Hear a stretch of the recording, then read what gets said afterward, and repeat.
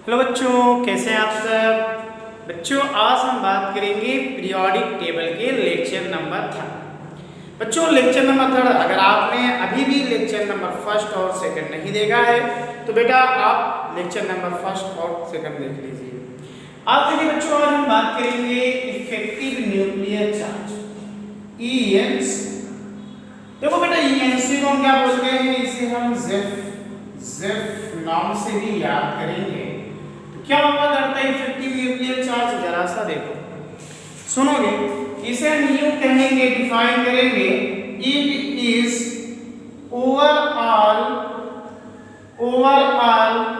Attraction, it is overall attraction between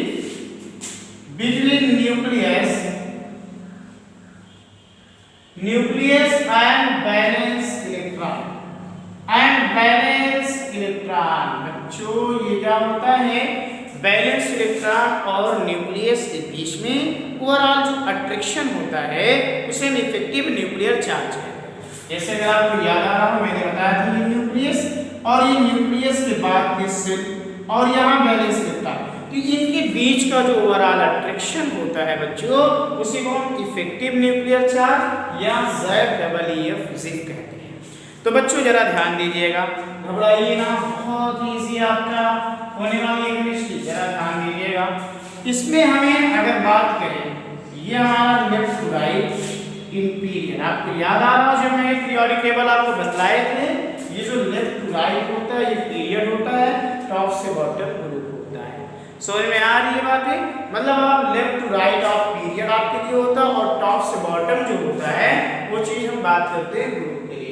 तो देखो ENC जो होता है, जब आप किसी ग्रुप में जाते हो टॉप से बॉटम तो ये डिक्रीज करेगा, और जब आप किसी पीरियड में जाओगे बच्चों तो ये इंक्रीज करता है। पीरियड में जाने पर ENC इंक्रीज करता है और ग्रुप में जाने पे डिक्रीज करता है। इसी के बाद बच्चों आइए और आगे की ओर हम बात करते हैं। अगला हमारे पास है स्क्रीनिंग इफेक्ट। स्क्रीनिंग इफेक्ट बच्चों, स्क्रीनिंग इफेक्ट को हम लोग सिग्मा से रिप्रेजेंट करते हैं। ये क्या होता है, स्क्रीनिंग इफेक्ट को हम ऐसे डिफाइन करेंगे, it impose the electron present between the balance electron and nucleus. और ये क्या करते हैं, फोर्स ऑफ अट्रैक्शन जो होते हैं बैलेंस इलेक्ट्रॉन और न्यूक्लियस के बीच के, इनको क्या कर देते हैं बेटा, कम कर देते हैं, डिक्रीज कर देते हैं। तो जरा ध्यान दीजिएगा, स्क्रीनिंग इफेक्ट अगर हम बात करेंगे, अगर हम पीरियड में चलेंगे तो ये ऑलमोस्ट कांस्टेंट होते हैं।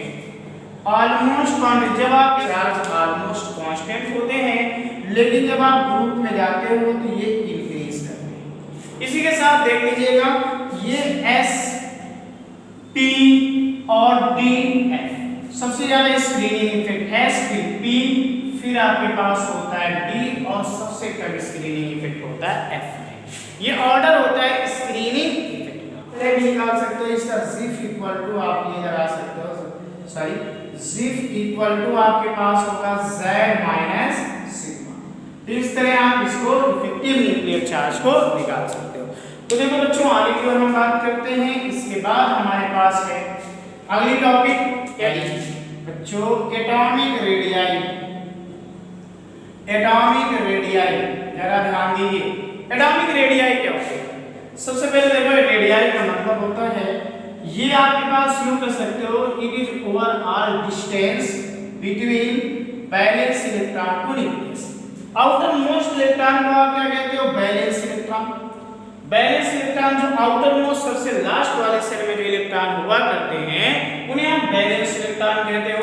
तो आप इसे ये कह सकते हो कि किसी भी आइसोलेटेड एटम में अगर बात करी जाए तो आपके पास क्या होगी, it is overall distance between valence electron to nucleus.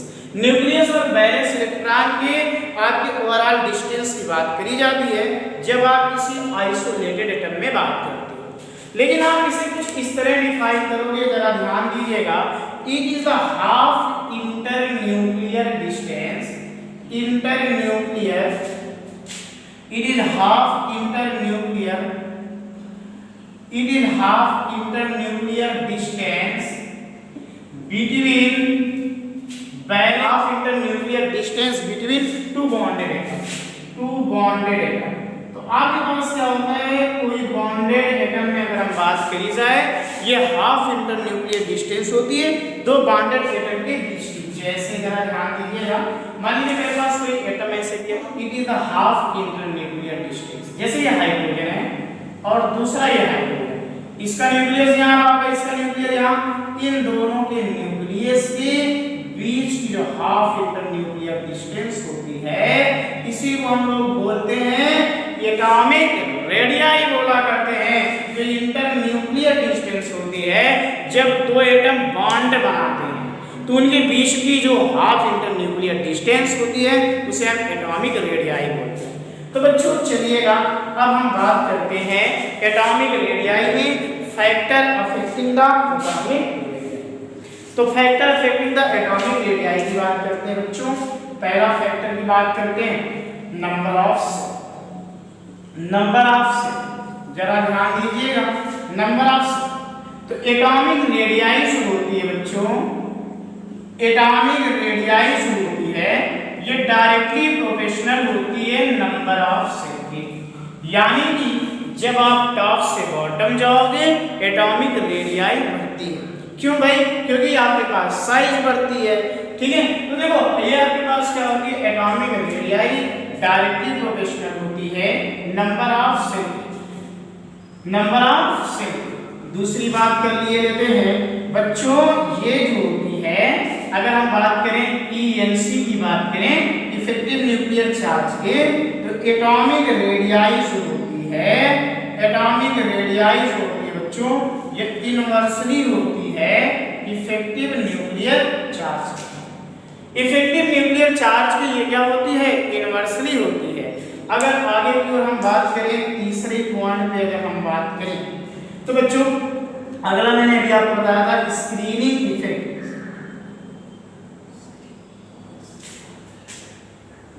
Screening effect, तो देखो बच्चों ये स्क्रीनिंग इफेक्ट के क्या होती है, ये डायरेक्टली होती है स्क्रीनिंग इफेक्ट के। स्क्रीनिंग इफेक्ट के ये डायरेक्टली प्रोपोर्शनल होती है एटॉमिक रेडियाई। जरा ध्यान देंगे आप इन बातों को। तो ये एटॉमिक रेडियाई जो होती है, मैंने आपसे कहा ये डायरेक्टली होती है नंबर ऑफ सेल के, यानी जितना ज्यादा नंबर ऑफ सेल होंगे उतनी ज्यादा एटॉमिक रेडियाई होती है। दूसरा मैंने कहा इफेक्टिव न्यूक्लियर चार्ज के इनवर्सली होती है, जिसका इफेक्टिव न्यूक्लियर चार्ज जितना ही कम होगा उसकी एटॉमिक रेडियाई उतनी ज्यादा होती है। ये स्क्रीनिंग इफेक्ट के डायरेक्टली होती है। तो देखिएगा, जरा सा ध्यान दीजिएगा, अगर हम यहाँ से बात करें आगे की ओर चले, तो देखो यहाँ पे रेडियाई की अगर बात करी जाए तो सबसे ज्यादा रेडियाई होती है, ये आपके पास वंडर वाल रेडियाई होती है। उसके बाद मेटैलिक रेडियाई होती है, मेटैलिक रेडियाई, और सबसे कम रेडियाई जो पाई जाती है ये होती है आपके पास कोवैलेंट रेडियाई। कोवैलेंट रेडियाई, जरा ध्यान दीजिएगा, ये आपके पास क्या होता है, वंडर वाल रेडियाई क्या है जरा देख लो। वंडर वाल रेडियाई का मतलब ये है जब इसको क्या नाम है, नोबल गैसेस के बीच में मेजर किया जाएगा तो इसे आप वंडर वाल रेडियाई कहेंगे। और जब दो मेटल के बीच में मेजर किया जाएगा मेटैलिक रेडियाई, और जब दो नॉन मेटल के बीच में किया जाएगा तो उसे हम कोवैलेंट रेडियाई कहते हैं। तो ये कोवैलेंट, ये रेडियाई का एटॉमिक रेडियाई। अगला हमारे पास है, अगली फैक्टर होगा इसका जो भी होगा चार्ज। चार्ज की अगर हम बात करें बच्चों तो हम एक फार्मूला याद करेंगे, नाप जेको नियन का मतलब निगेटिव, ए मतलब एटम, पी मतलब पॉजिटिव। अगर फॉर आइसोइलेक्ट्रॉनिक एटम होगा, ओनली फॉर आइसोइलेक्ट्रॉनिक का मतलब क्या होता है, ऐसी स्पीशीज जिसमें नंबर ऑफ इलेक्ट्रॉन सेम होते हैं उन्हें हम आइसोइलेक्ट्रॉनिक कहते हैं। तो एन का मतलब होता है निगेटिव, एन का मतलब होता है निगेटिव, ए मतलब होता है एटम, और पी मतलब आपके पास होता है ये आपके पास पॉजिटिव। तो आप देखिएगा यहाँ पे आपके पास ऑर्डर दिया होगा, जैसे जेई में पूछा गया था इस तरह से ऑप्शन बनाए गए थे, इनमें से किसकी एटॉमिक रेडियाई ज्यादा होगी, ये था। तो देखो ऑर्डर ये वाला सही बन रहा था, 4 ऑप्शन इन्होंने बना रखा था इसको आगे पीछे करके। तो ये देखो जिसपे अगर ये आइसोइलेक्ट्रॉनिक स्पीशीज है जिसपे जितना नेगेटिव चार्ज होगा उसकी एटॉमिक मतलब आपके पास एटॉमिक रेडियाई उतनी ज्यादा होगी, और जिसपे जितना ज्यादा पॉजिटिव होगा उसकी एटॉमिक रेडियाई उतनी ही कम होती है। जैसे अगर हम बात करें इसी में एक और एग्जांपल हम बात करते हैं, ये आइसोइलेक्ट्रॉनिक के लिए ही वैलिड है, याद रखेंगे। मान लीजिए आपके पास कहीं दिया है नाइट्रोजन पे -3, ऑक्सीजन पे -2, फ्लोरीन, नियॉन, सोडियम दिया है, एंड आपके पास सोडियम आयन दिया है, मैग्नीशियम आयन दिया है, एल्युमिनियम आयन। और वह आपसे ये कहते हैं इसको इंक्रीजिंग या डिक्रीजिंग ऑर्डर में एटॉमिक रेडियाई के रखिए। तो बच्चों देखिएगा आप फॉर्मूला लगाओ ना, पहले तो देख लो इलेक्ट्रॉन क्या इसमें सेम है कि नहीं। अगर ये इलेक्ट्रॉन सेम होगा तो आइसोइलेक्ट्रॉनिक होगा, अगर इलेक्ट्रॉन सेम नहीं होगा तो वह आइसोइलेक्ट्रॉनिक नहीं होगा। जरा ध्यान दीजिएगा, अगर हम यहाँ बात करते हैं तो देखो एटॉमिक नंबर इसका 7 होता है, इसका 8, 9, 10, 11, 12 और ये 13। तो बच्चों देखो नंबर ऑफ इलेक्ट्रॉन की अगर हम बात कर लेते हैं, नंबर ऑफ इलेक्ट्रॉन की अगर हम बात करें तो इसमें 7 होगा, इसमें सॉरी 7 है 3 10 हो जाएगा, 10 इलेक्ट्रॉन हो जाएगा, यहाँ पे भी 10 इलेक्ट्रॉन होगा, और यहाँ भी 10 इलेक्ट्रॉन होगा, और यहाँ भी 10 इलेक्ट्रॉन होगा, इस तरह यहाँ भी 10 इलेक्ट्रॉन, और यहाँ 10 इलेक्ट्रॉन, और यहाँ भी आपके 10 इलेक्ट्रॉन होंगे। अगर प्रोटॉन की बात कर लेते हैं बच्चों, नंबर ऑफ प्रोटॉन की बात करें, यहाँ 7 है, यहाँ 8 है, 9, 10, 11, 12 और 13। प्रोटॉन क्या होते हैं भाई, जितना एटॉमिक नंबर होता है उतना ही प्रोटॉन होते हैं। तो देखिएगा यहाँ पे आपके पास अगर ये कह दिया जाए इसका साइज बताइए, ऑर्डर बताइए, तो जिसपे जितना ज्यादा नेगेटिव चार्ज उसकी एटॉमिक रेडियाई उतनी ज्यादा होगी। इन केस आप आइसोइलेक्ट्रॉनिक ध्यान दीजिएगा, अगर वह आइसोइलेक्ट्रॉनिक के लिए होंगे ये ऑर्डर बन जाएगा, ये देखिए डिक्रीजिंग ऑर्डर में सेट हो जाएगा। याद रखेंगे ये आपका आइसोइलेक्ट्रॉनिक के लिए ही वैलिड है, फॉर आइसोइलेक्ट्रॉनिक, ये आइसोइलेक्ट्रॉनिक के लिए ही वैलिड है। तो जरा देखिएगा इस तरह से आप क्या कर सकते हो, क्वेश्चन को कर सकते हो सॉल्व। तो देखो बच्चों आगे हम बात करते हैं, और आगे की ओर अगर हम बात करें पीरियोडिक ट्रेंड की अगर हम बात करते हैं बच्चों, तो सबसे पहले देखिएगा जब हम टॉप से बॉटम किसी ग्रुप में जाते हैं, जैसे मान लीजिए मेरे पास lithium, sodium, potassium, rubidium, caesium, francium, जब हम टॉप से बॉटम जाते हैं एटॉमिक रेडियाई बढ़ती है। ऐसा क्यों होता है, जरा ध्यान दीजिएगा। ऐसा इसलिए होता है क्योंकि नंबर ऑफ सेल आपके पास क्या होते हैं, नंबर ऑफ सेल यहाँ इंक्रीज कर रहा है, और अगर इफेक्टिव न्यूक्लियर चार्ज की बात करी जाए तो वह डिक्रीज कर रहा है। और मैंने आपको कहा था बच्चों कि ये आपके पास होते हैं डायरेक्टली प्रोपोर्शनल होते हैं नंबर ऑफ सेल के। तो टॉप से बॉटम जाने पे नंबर ऑफ सेल बढ़ रहे होंगे, और नंबर ऑफ सेल अगर बढ़ रहे होंगे तो न्यूक्लियस से बैलेंस इलेक्ट्रॉन की डिस्टेंस भी बढ़ रही होगी, और यही रीजन है कि यहाँ पे टॉप से बॉटम चलने पे एटॉमिक रेडियाई बढ़ती है। लेकिन बच्चों आइए अब हम बात करते हैं लेफ्ट टू राइट जब पीरियड में जाते हैं। लेफ्ट टू राइट जब हम पीरियड में जाते हैं तब क्या होता है, जरा देखिएगा। जब हम लेफ्ट टू राइट पीरियड में जाते हैं तो एटॉमिक रेडियाई डिक्रीज करती है up to hydrogen. On moving left to right in a period, atomic radii decreases up to halogen. It become maximum for noble gases, और नोबल गैस के लिए maximum हो जाती है। ऐसा इसलिए होता है क्योंकि नोबल गैसेस के पास वंडर वाल रेडियाई पाई जाती है। थोड़ा देर पहले मैंने आपको बताया था वंडर वाल रेडियाई सबसे ज्यादा होती है, फिर मेटेलिक रेडियाई होती है, फिर कोवेलेंट रेडियाई होती है।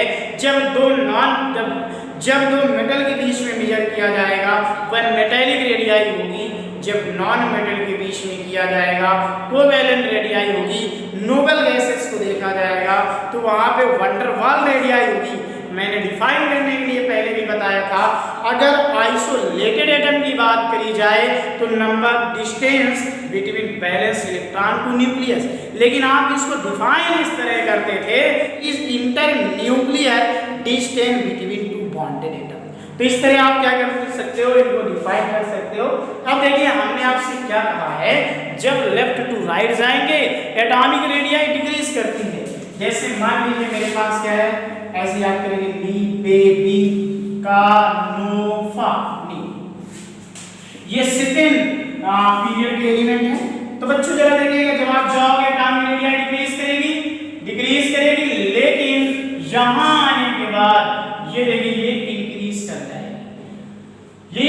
कर जाएगी। ऐसा इसलिए हो रहा है क्योंकि वहां नोबल गैस प्रेजेंट है और नोबल गैस में बच्चों वंडर वाल रेडियाई पाई जाती है। जहां वंडर वाल रेडियाई पाई जाती है इसलिए इसकी एटॉमिक रेडियाई सबसे ज्यादा हो जाएगी नोबल गैस। ठीक है, तो आप पीरियोडिक टेबल को फिर से सुन लीजिए। मैंने कहा है जब हम टॉप से बॉटम जाते हैं यानी कि किसी ग्रुप में जाते हैं तो एटॉमिक रेडियाई बढ़ती है क्योंकि नंबर ऑफ सेल घट रहा होता है। जब लेफ्ट टू राइट किसी पीरियड में जाते हैं तब एटॉमिक रेडियाई क्या करती है, घट रही होती है। जब ग्रुप में जाएंगे एटॉमिक रेडियाई बढ़ेगी, टॉप से बॉटम जाने पे एटॉमिक रेडियाई बढ़ती है, लेकिन लेफ्ट टू राइट ग्रुप में या पीरियड में जाने पे ये घटती है हाइड्रोजन तक, उसके बाद ये मैक्सिमम हो जाती है नोबल गैसेस की। फिर से सुन लीजिए, on moving left to right in a period atomic radii increases up to hydrogen, it become maximum for noble gases due to van der Waals radii. तो आज इतना ही रखते हैं क्योंकि वीडियो बहुत लंबी हो जाएगी, अगली वीडियो जल्दी हम पोस्ट करेंगे।